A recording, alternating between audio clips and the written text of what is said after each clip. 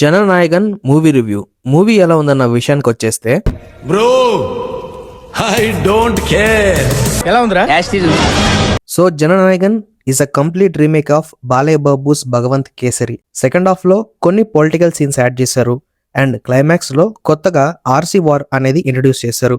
అవి పక్కన పెట్టేస్తే rest of the all movie is a complete remake. Positives గురించి చెప్పాలి అంటే తలపతి విజయ్ గారు లీక్ అయిన సినిమాని కూడా థియేటర్స్ లో ఇంతలా సెలబ్రేట్ చేస్తున్నారు అంటే one and only reason is Thalapathy. And music and songs by Anirudh is awesome. Mainly action sequences choreography అయితే చాలా బాగా ప్లాన్ చేశారు. Coming to interval bang and second half లో తలపతి విజయ్ గారు పోలీస్ గెటప్ లో వచ్చే ఒక యాక్షన్ సీక్వెన్స్ అయితే టాప్ నాచ్ గా ఉంటుంది. Coming to the negatives, story.